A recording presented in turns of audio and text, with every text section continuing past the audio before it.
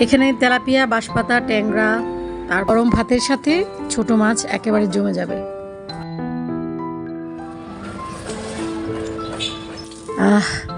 ঘ্রাণটাই বলে দিচ্ছে যে এটা অনেক টেস্টি হয়, অনেক ভালো লাগবে খেতে, যেভাবে আজকে আমি রান্না করেছি একদম। আর এভাবে বানানোর জন্য অবশ্যই আপনাকে মাছের যে উপরে থেতলে নিচ্ছি, এটা আমাদের প্রতিবেশী ভাবি তরতাজা থাকে, তারও তো কোনো কথাই নেই। নরম হাতে মাখাতে হবে। একটা তুলতে গিয়ে মনে হচ্ছে নিজের চামড়ায় তুলে ফেলছি সবগুলো উপকরণ, যাতে কিমার গায়ে খুব। হ্যালো এভরিওয়ান, আসসালামু আলাইকুম। কেমন আছেন আপনারা সবাই? আশা করছি সবাই খুব ভালো আছেন। আজকের ব্লগটা একদম সকাল থেকেই শুরু করে দিলাম, আর দেখতেই পাচ্ছেন কি পরিমাণের কাজ আজকে আমার। তো এখানে অনেকগুলো ছোট ছোট মাছ আছে। আপনাদের ভাইয়া ছোট মাছ খুব পছন্দ করে, সেজন্য ছোট মাছ বেশি করে নিয়ে আসে। তেলাপিয়া মাছগুলো অবশ্য আপনাদের ভাইয়া কেটে নিয়ে আসছে, কিন্তু ছোট মাছগুলো সময় স্বল্পতার জন্য কাটতে পারেনি। তো যাই হোক, কী আর করা, এগুলো এখন আমাকেই বসে বসে কাটতে হবে। এখানে তেলাপিয়া, বাঁশপাতা, ট্যাংরা, তারপর ছোট মাছ, বড় চিংড়ি মাছও কিন্তু কিনেছিল আপনাদের ভাইয়া, তবে আনফর্চুনেটলি ভাবে সেটা বাজারেই ফেলে এসছে। তো যাই হোক, কী আর করা, যেটা ভাগ্যে নাই সেটা তো নাই। আমি আজকে ছোট মাছ রান্না করব আর ট্যাংরা মাছ দিয়ে ডাটা রান্না করব, আমার কাছে ভীষণ ভালো লাগে। আর বাঁশপাতা মাছের কোপ্তা করব আজকে। আমি অবশ্য জীবনেও কখনো বাঁশপাতা মাছের কোপ্তা খাইনি, আজকে প্রথম খাবো, দেখি কেমন লাগে।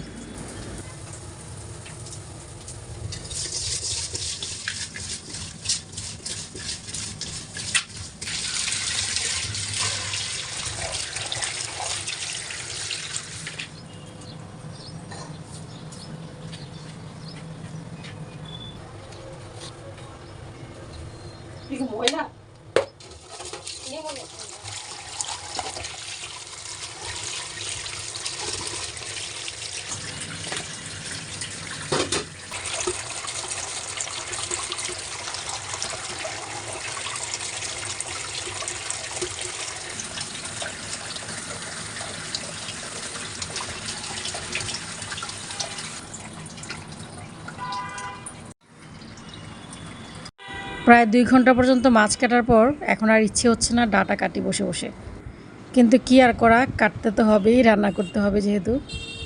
এই ডাটাগুলো অবশ্য আপনাদের ভাইয়া গতকাল রাতে নিয়ে আসছিল, কিন্তু রাতের বেলায় আসলে আমার কাজ করতে তেমন একটা ইচ্ছে হয় না, সেজন্য আজকে কাটছি। আর ভেবেছিলাম খালাকে দিয়ে কাটাবো, কিন্তু খালার শরীরটাও তেমন একটা ভালো যাচ্ছে না, যার কারণে আর কোনো কাজ দেই নেই।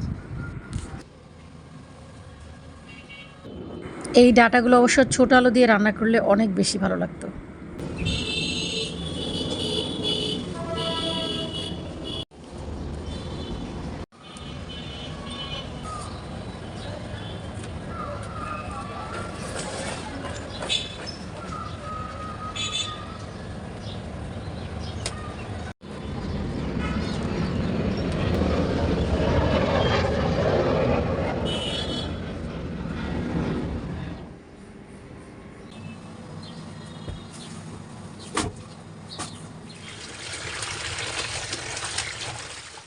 ডাঁটা শাকের ভর্তা কিন্তু অসম্ভব ভালো লাগে। আমি সবসময় ডাঁটা শাকের ভর্তা করি, মাঝে মাঝে ভাজিও করি, তবে ভর্তাটাই আমার কাছে বেশি ভালো লাগে। তো ভর্তার জন্য আমি এখানে কাঁচামরিচ, রসুন আর পেঁয়াজ দিয়ে দিলাম, আর সামান্য একটু লবণ দিয়ে সিদ্ধ বসিয়ে দেবো। ডাঁটা শাক আমি সবসময় চাপা শুটকি দিয়ে ভর্তা করি, আমার কাছে খুব ভালো লাগে।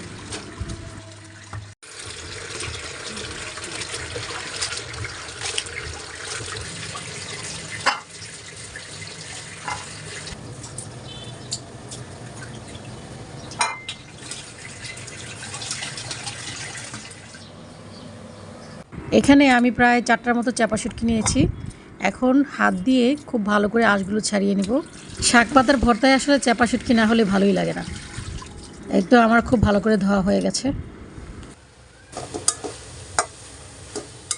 এখন শুটকিগুলো উপরে বিছিয়ে দেব।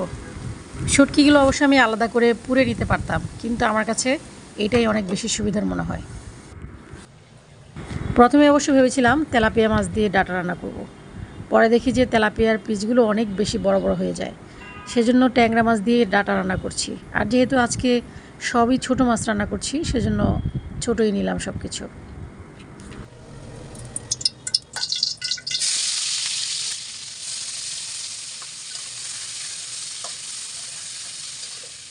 এই তো এদিকে ডাঁটা শাক আর শুটকিগুলো সিদ্ধ হয়ে গেছে।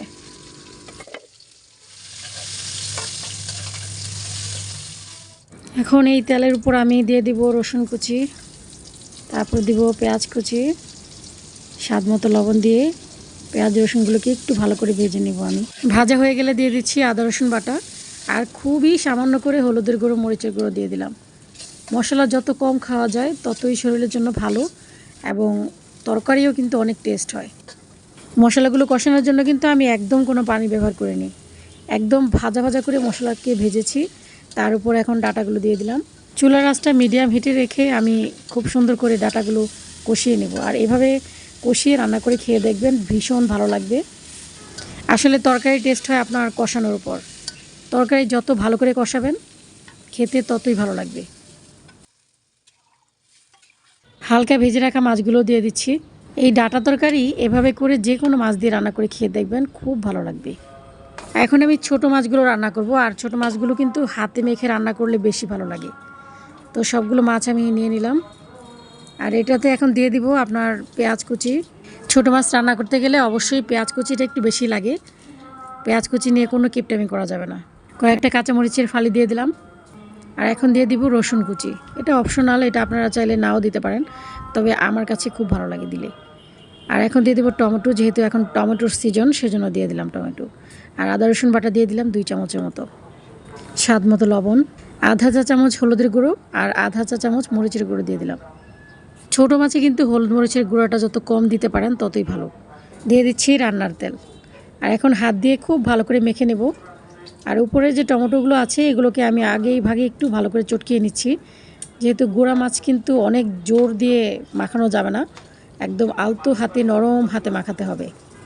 একদম ছোট মাছগুলো আপনার মেখে ঝেঁকে রান্না করলে বেশি ভালো লাগে। তার উপর যদি মাছ তরতাজা থাকে তাহলে তো কোনো কথাই নেই। খুবই সামান্য পানি দিব, খুব বেশি পানি দেওয়া যাবে না। একটা সত্যি কথা আপনাদেরকে না বললে একদম ভালোই লাগছে না। ঢাকা শহরে আমরা যে ছোট মাছগুলো কিনে খাই সেগুলোতে আসলে আমি কোনো স্বাদ খুঁজে পাই না। একদম ছোটোবেলায় মা যখন ছোটো মাছের চচ্চড়ি করতো, মানে ওইটার স্বাদ এখনও মুখে লেগে আছে, মানে ওই স্বাদটা এখন আর খুঁজে পাই না।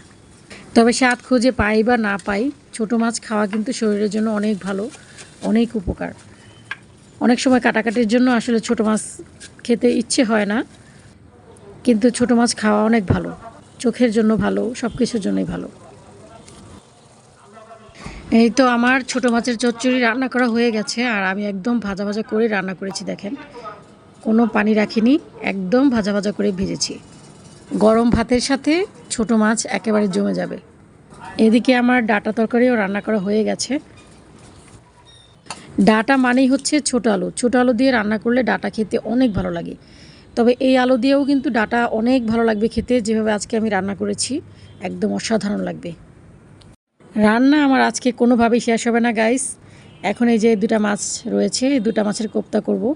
অবশ্য কোপ্তা জীবনও খাইনি বলেই আজকে নিয়েছি, দেখি কেমন লাগে। তো আজকেই প্রথম আমি মাছগুলোকে এইভাবে থেতলে নিচ্ছি। এটা আমাদের প্রতিবেশী ভাবি আমাকে এইভাবে শিখিয়ে দিয়েছে, দ্যাটস ওয়াই আমি এইভাবেই করছি। মাছগুলো যখন একদম নরম হয়ে গেছে তখন আমি সাইড দিয়ে এগুলো কেটে দিচ্ছি খুব সুন্দর করে। তবে আমি জানি না, আমি এবড়ো থেবড়োভাবে কাটছি, অবশ্যই এভাবে হয়তো কাটে না। তো যাই হোক, কি আর করা, যেহেতু পারি না, সো আমি যেভাবেই পারি সেভাবেই করব, এখন কিচ্ছু করার নেই। এই যে দেখেন, অনেকটা মাংস কিন্তু বের করে নিয়েছি। প্রথম মাছটা তো ছুরি দিয়ে কেটে একেবারে এবড়ো থেবড়ো করে ফেলেছি, কিন্তু এই মাছটা আমি খুব সুন্দর করে কেচি দিয়ে কাটবো।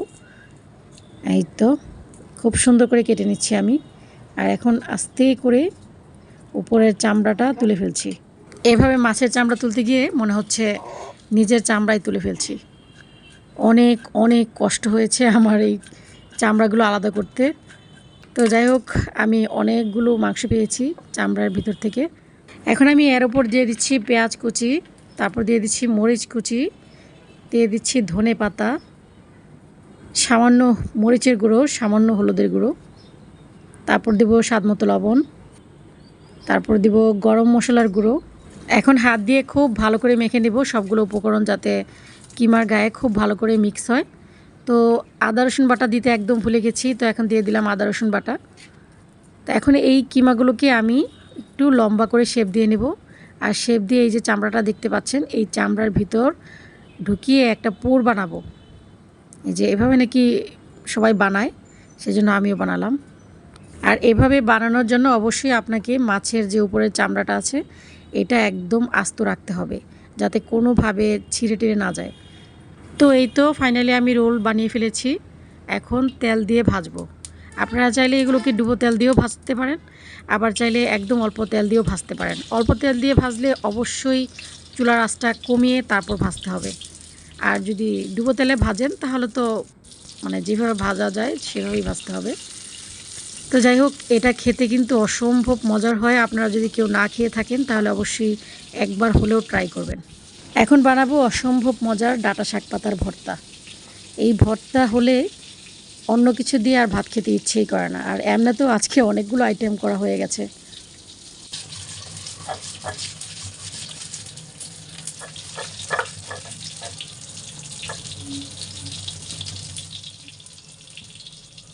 হয়ে গেছে আমার ডাঁটা শাক পাতার ভর্তা।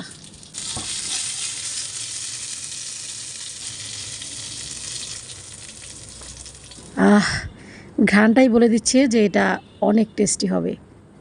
তো আমার আজকের ভিডিওটি আপনাদের কাছে কেমন লেগেছে অবশ্যই কমেন্ট করে জানাবেন। যদি ভালো লেগে থাকে তাহলে প্লিজ একটা লাইক করে দেবেন। আজ এই পর্যন্তই, ফিরে আসবো নতুন আরেকটি ব্লগ নিয়ে। সেই পর্যন্ত সবাই ভালো থাকবেন। আল্লাহ হাফেজ, আসসালামু আলাইকুম।